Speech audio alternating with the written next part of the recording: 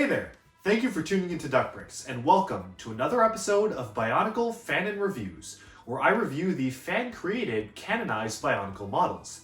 These are not official LEGO sets, but they are fan mocks that have been accepted into the BIONICLE Generation 1 canon storyline, either via official LEGO contests like the Dark Hunter or Rahi contest held in 2005, or via stuff like the TTV canonization contests, which are actually still ongoing, and currently overseen by Greg Farshty, who is basically the herald of the BIONICLE G1 storyline today. This time we'll be taking a look at yet another Dark Hunter. It is Spinner. So Spinner's backstory is actually kind of similar to some of the other characters in the storyline, although with a few twists and turns. He was created as a Lematoran and eventually transformed into a Toa of Air. As he was fighting alongside his Toa team, they came upon a swarm of Rakshi, and during this epic battle, he was cast into a deep pit and horrifically injured. And eventually, after all the time spent in the pit, he came to blame his fellow Toa for his accidents. When the Dark Hunters discovered him, he was so badly injured that he no longer had command over the elemental power of air, and instead caused the air around him to become toxic and corroded, which actually does make him a very effective weapon. He joined the Dark Hunters for one reason and one reason alone: to hunt down and kill Toa, because now he has a burning hate for Toa in his heart for leaving him behind in the pit. The Dark Hunters actually were able to add a ton of upgrades to him and essentially bring him back from the brink of death by adding in all this armor and upgrading his weapons and making him overall just more bulkier and beefier as a fighter, although he's not really the best to become paired along with missions for the Dark Hunters due to, again, him making the air around him toxic. So there's not a lot of people that can stand walking near this guy. But so, the story aside, let's take a look at this model. I'll be reviewing all of these models alongside 4 points. Number 1 is posability, so how well can I get it into poses? Does the model constantly fall over and is it hard to pose? Or does it pose relatively easily and can I get him into different dynamic stuff? Also, this point kind of includes, can they hold the weight of their own weapons or their own body and stuff like that. Number 2 is building techniques. So what I'm most interested in this is, does this simply recycle buildings techniques or limbs and different pieces from other BIONICLE sets, or are they actually trying to do some unique things with the build here and there, and are there any unique parts usages used throughout this build? Number 3 is overall aesthetics. So completely ignoring how it fits in the story, how well does this look as a character? Does it look menacing? Does it look like a warrior and someone you wouldn't want to cross? And number 4 is taking into consideration, how well does it fit in the story? So it's described as a Dark Hunter who was once a Toa. Does this resemble something that could have been a Toa but has been altered? Or does it actually not fit in the story well at all? We'll have to see as we dive into this review. Before we start, I will note a few very minor things that I did have to change around in this build.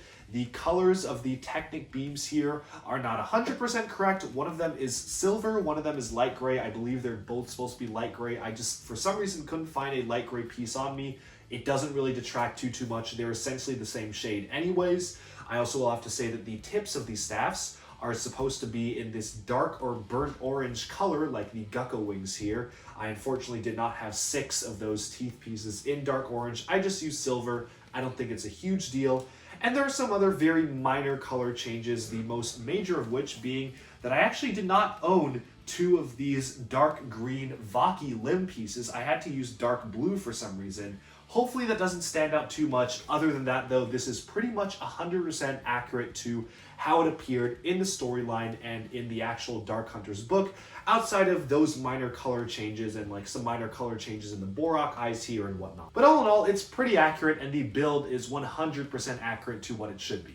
So without further ado, let's dive in and take a look at the Dark Hunter Spinner. Alright, so here we can see a 360-degree turnaround of Spinner, the Dark Hunter, so you can see all the building techniques and parts usages that went into him throughout the arms, the legs, and the back. The one thing that you'll immediately notice is some of these stranger building techniques being used here. This is nothing at all like you would see in an official LEGO set in any capacity. Pretty much every single thing about him, from the feet to the legs to the torso construction to the arms, is 100% unique, and that is both a good and a bad thing, because Obviously, it's very unique. It doesn't look anything like any of the builds you'd get in a set, but then there are a lot of stability issues, which we will get into. And so without further ado, let's just dive in and remove him from this platform. Alright, so here's Spinner. He barely actually fits within the frame of my camera here. He is a very, very large model. And let's just start off immediately with posability. And unfortunately, that's where things go a little awry. So anyone who's familiar with some of these reviews have known that I've had issues with a lot of these fan-created models in the past in terms of just being impossible to pose. The pose that you see here is basically the only pose you can get him in. And you can see I'm very hesitant to touch him because it took me quite a long time to line up all of his joints to get in this position, and I'm very worried that if I move him at all, he's not going to be able to pose well at all for the rest of the review. So let's just try to very carefully show you exactly what the situation is with the legs here. Immediately you can see that things are kind of flopping around. It's obviously not holding the weight of its own body. What's so strange about how this is built is that the legs are triple jointed, which does nothing in terms of posability or actually helps it be able to stand up, because you have a front leg segment here, a middle leg segment here, a lower leg segment, and then you have this massive foot, which is already pretty unstable because you're balancing the foot on a tip of a Rockshi staff. So that's not really great in terms of posability. It's very easy to have this flop around and just kind of get all out of sorts. And the thing is that nothing's holding in these Rockshi spines, so you kind of have to position them and squeeze them in. And then immediately you'll notice that, well, the foot is held in by a single Technic axle. So the entire foot right here is attached by a single axle. So if you pick him up by his body, that thing's just going to fall off like it just did. And it is a pain to get it back in because there's a lot of stuff and a lot of weird Technic stuff going in throughout this body. You kind of have to fiddle with it, squeeze it in between here. A lot of illegal building techniques going on. And once you get it back in, good luck posing it because, I mean, okay, so you've got the leg back on, and then you can try to kind of arrange it like so, move his arms up.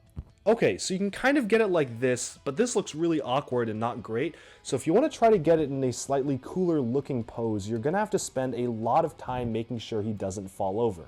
Now, is this the worst posability that I've seen from a model? Not at all. That honor goes to a lot of models that are far worse than this, but it's pretty bad. Well, you see right here, it's not a great system of posing in. And it's a lot better than some of the other models, but that's honestly not saying much. I'm going to try to move this around here and do the best I can to actually get him in a decent pose for the rest of the review, but you'll immediately see that it's really not that great in terms of just even making him stand up at all. The strange thing is that I was actually very excited because I saw these additional ball joints on the feet, and I was thinking, oh great, the builder actually integrated some sort of ball joint friction system. Nope, I was wrong. This goes nowhere. This is an empty ball socket, and it literally just serves as a detail. I have no idea why this is here. Maybe you could argue that it prevents it from going forwards too much, but it really doesn't. Honestly, it doesn't really do that much in terms of preventing it. You can see immediately that this is kind of flopping around, and there goes his other leg. So this is a pain to pose, and you're gonna really have to mess with it. I'm really having a hard time here. And let's just try to put this back. Okay, the leg's back. All right, the leg is back on. Yeah, our taco is not nearly as bad as this. But let's move away from the legs because you guys get the point. The legs are nearly impossible to pose. And moving upwards to the arms, this is also where things kind of tend to fall apart a little bit because he's got these massive, big, bulky shoulders, but you can't really do anything with them. Let me just try to squeeze this Rockshi spine back in. You can't do much with the arms because, again, they can't support the weight of his weapons at all. It just keeps falling down immediately. Obviously, if you put friction joints on basically every single point, that would work. The other thing is that the way that the arms are mounted means that you cannot splay his arms out or bring them closer to his body than this angle. This angle right here of the way his arms are positioned is literally the only way that you can angle his arms.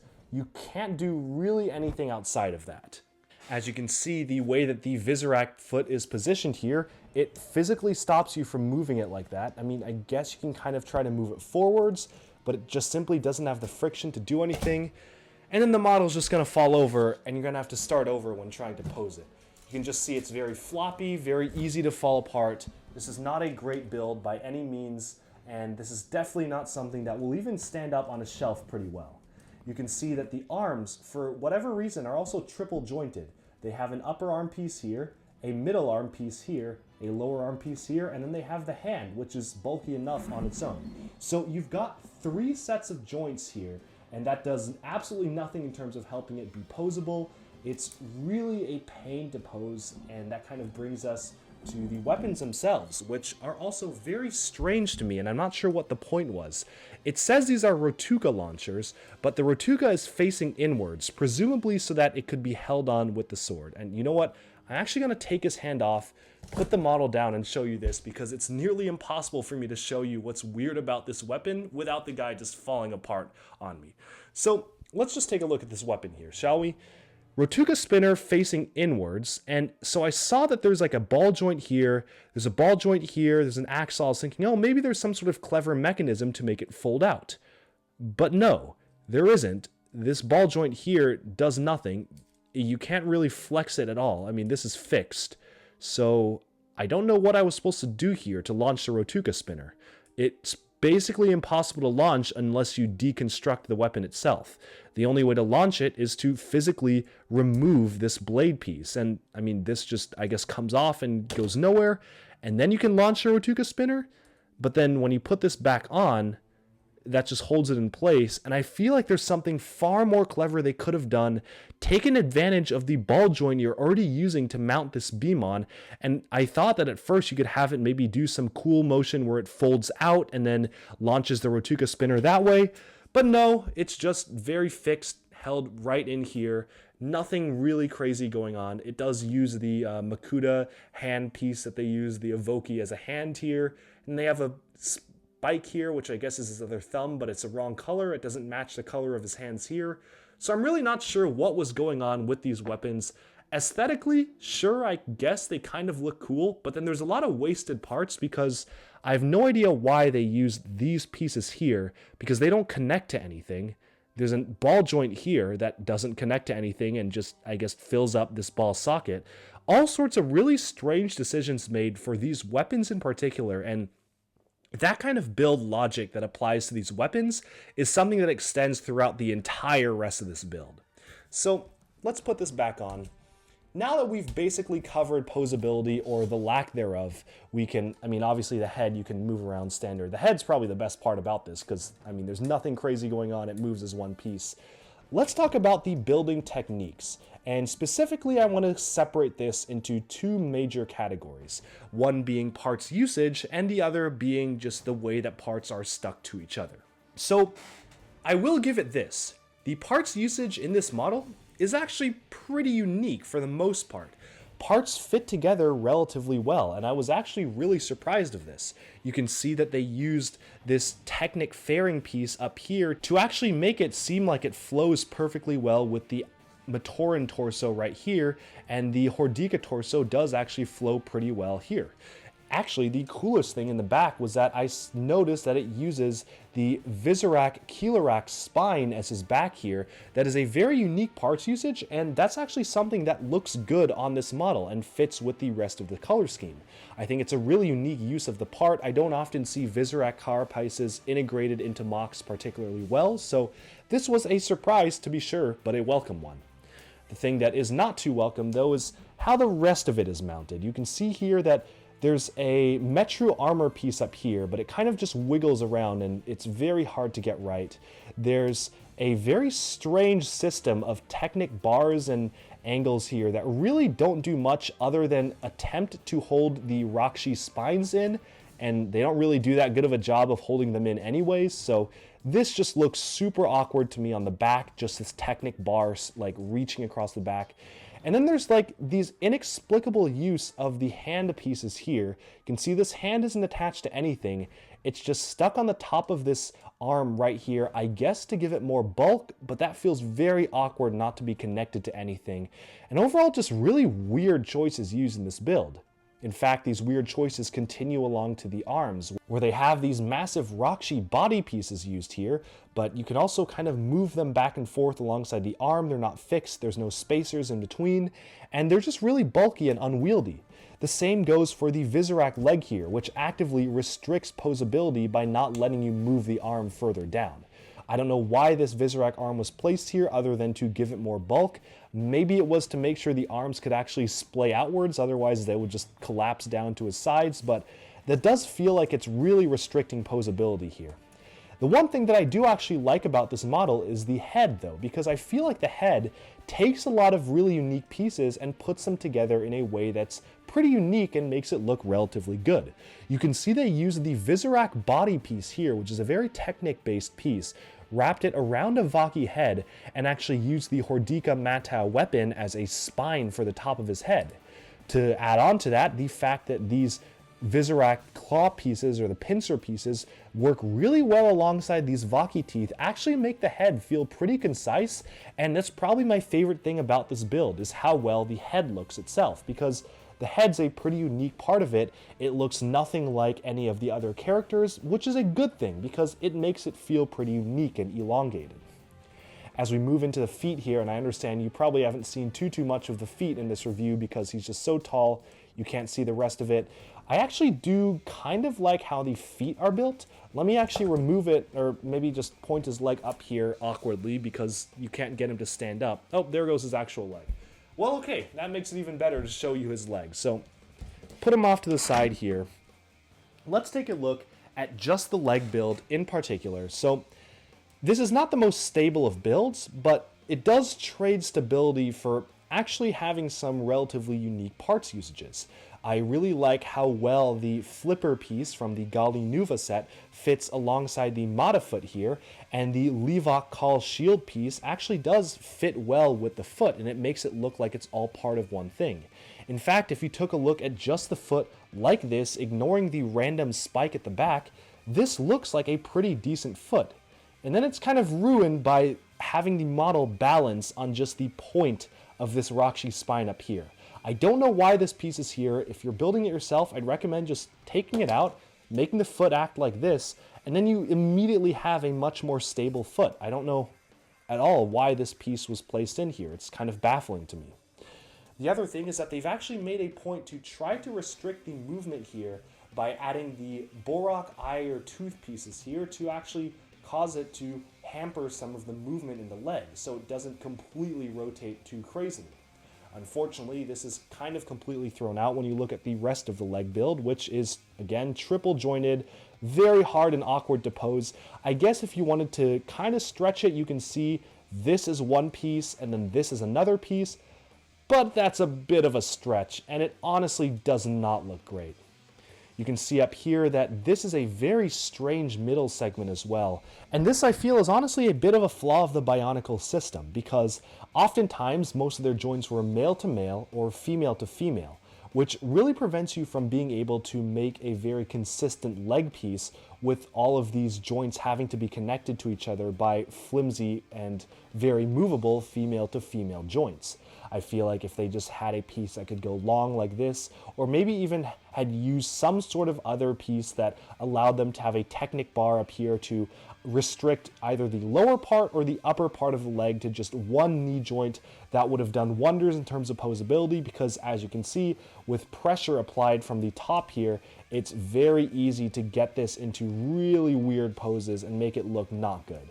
So there is that with the leg in terms of building techniques, a very mixed bag, because I do like how the foot is shaped, some nice things being done with the armor pieces here, but in general, it's really not that great.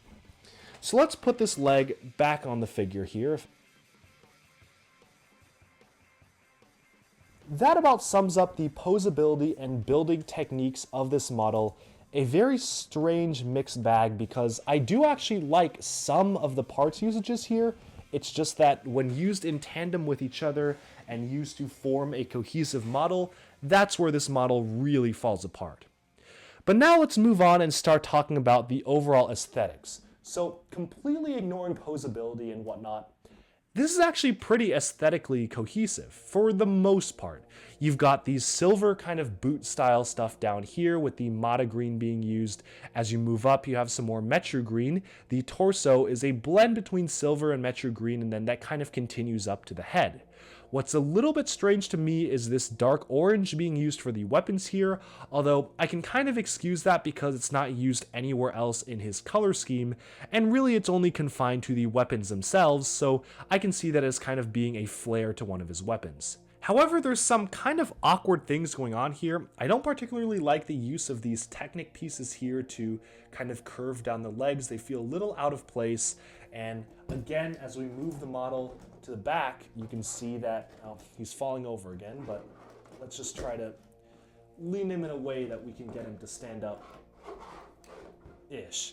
This Technic bar back here feels very awkward to me, and I don't know why exactly this Technic bar is here other than to provide support for the spines, which doesn't really work that well anyways. It feels very awkward. The fact that you can rotate this very easily, rotate these very easily, get a lot of things out of whack with the arms and the legs, make it a very awkward build to kind of use and play around with, and really just make it nearly impossible to play with, much less stand out and pose, just because of how hard it is to get this into a good position.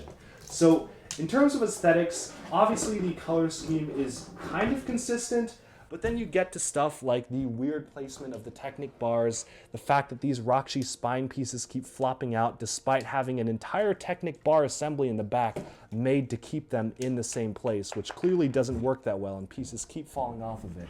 It's very much a mixed bag and definitely not something that you'd really want to have in your collection to play with or to have fun with, because it's just going to fall apart on you. But as we move on from aesthetics, we can move into the final point, which is believability in universe. How well does this make sense in universe? Does this fit in with the other characters? Does it make sense as a Toa of Air turned into a Dark Hunter? So let's zoom out and bring in some representative examples and take a look. Alright, so moving into the final point of this review, let's talk about how well does this fit in universe. Alongside him, I have brought together two representative samples which I feel are particularly accurate to exactly who this character is. I have brought over a representative Toa Metru of Air, in this case Toa Matau, and I've also brought over Nadiki, who has a very similar backstory to this guy. He was a Toa of Air who betrayed his own and was mutated into a Dark Hunter. So these two are both Toa of Air who eventually became villains, and this is what a Toa of Air would look like. So in terms of comparison, you can obviously see that he absolutely towers over both of these two models, and that's actually something that's really impressive about this build. For all of the issues that I have with posing it, it does look very formidable, and it does look like it poses a significant threat to anyone who comes across its path. That being said, can I really see the resemblance to a Toa of Air? That's a little debatable. I mean, this looks more like just a large Titan monstrosity than anything that was once a Toa. Then again, Nadiki obviously doesn't look anything like a Toa either, although Nadiki has the benefit of being mutated by a Rotuka spinner, so the fact that he looks so bizarre kind of makes sense in story. In story, this guy's a Toa of Air who essentially fell into a pit, was battle damaged so much, and eventually just had armor added onto him, which I guess explains the silver stuff. I don't necessarily know how it explains the very insectoid head, and it definitely doesn't explain how he became that much taller, especially if he was just a Toa of Air who got really injured and was resurrected from the brink of death by being upgraded with armor like this. I don't know if the extra height was really warranted here. It feels like it was kind of a backstory that was almost tacked on, and maybe the model wasn't designed to have that backstory. Who knows? But in terms of how well it fits in universe, I'd say it scales pretty well next to a Titan, but that isn't really what this is. This is supposed to be a mutated Toa of Air, and that's where I kind of have issues seeing the resemblance, especially because there was no Rotuka spinner trickery going on, no mutations that were actually really significantly altering the aesthetics. He's just a Toa of Air who got injured and then got upgraded. And this does not feel like an upgraded Toa of Air. This feels like a mutated monstrosity. So I don't necessarily know how well that fits in the story, although I will have to say that if you completely ignore the backstory, he does look like a very tall and imposing figure, and if you just see him as one of the other Dark Hunters, then yeah, he definitely fits in with some of the other larger builds from the Dark Hunter series. So, I'm going to give this model a 6 out of 10 in terms of believability in universe. I'm really not seeing the whole transformed Toa of air type thing from him, but I am seeing him as a Dark Hunter and I am seeing him as a formidable opponent, so I will give him that. And I actually will keep these guys alongside here as we talk about aesthetics. So that was one thing that I kind of railed on him during the main part of the review, but to be honest, when compared to an actual set type character like a Toa of Air or even Nadiki here, which is supposed to be one of the more intimidating, larger villains, he just towers over both of them, and that's something that's really physically intimidating, especially if you have a hero or a group of heroes going up against this guy. You know it's going to be a challenge, so that definitely gives it a lot of points in terms of the aesthetics, just how big and bulky he looks. However, let's just move these guys aside now. The one thing that I did mention that really bugs me is just the very strange Technic bar in the back that feels very out of place. There's some really awkward parts usages, like the way that the Nuva armor, the Nuva chestplate armor works on the back of the legs, making the front seem a little bit gappy. Some strange stuff, almost making it look like he has high heels because of the back of the way the spike is formed here. And just overall some very unique choices that I'm not necessarily sure worked out for the better. So aesthetics is a bit of a mixed bag, but I'm also going to give it a 7 out of 10 because it's very imposing. It's a very tall model. It's almost the length of the entire front of my arm, which is very impressive for a Bionicle build. But then there's a lot of really weird stuff about it too. But then we can kind of move into the other points, and I am going to have to dock it significantly on posability. I mean, you guys saw how hard it was to pose when I was playing around with it myself. Now, I will add this as a disclaimer. I've had some commenters say that maybe the joints or the area in which I live is particularly rough on my joints. I live in a climate that does rain a lot. It's very moist, I would say, so maybe that does affect the joints a little bit because I seem to have had very bad luck with very loose joints and models that cannot support their own weight at all. And some people don't have the issue, some people have it worse than me. I'd say it varies from person to person, so that's why I'm curious if you guys have built this yourself. Anyone out there has built this. Have you experienced the same problems that I've experienced? But in terms of my own personal experience, and that's my own personal opinion being expressed here in this review, I'm going to give this one a 5 out of 10 on posability. I've encountered far worse models, and you guys will see that coming up, but this one also isn't one of the better ones, and it's nearly impossible to pose and even stand up straight on his legs. In fact, you'll notice that I'm not touching him too much because I just don't want to have to go through the trouble of trying to figure out how to pose him again. I think the fact that the legs are attached by literally just one axle each do nothing to help with the posability at all, as well as the fact that there's like 3 ball joints per arm, maybe even 4, like 1, 2, 3, 4 if you count the hands, per both arm and both legs. A very strange setup and something that makes it a lot more wobbly when it could have been made a lot more stable. That kind of brings us into the final point here, which is building techniques. And this one I'm a little bit more positive on, but there also are a few negatives. I really enjoy the use of the Visorak spine here, or the Visorak carapace. Very unique use of the part and actually does blend in very well with the rest of the character. As I mentioned before, the head is done very well.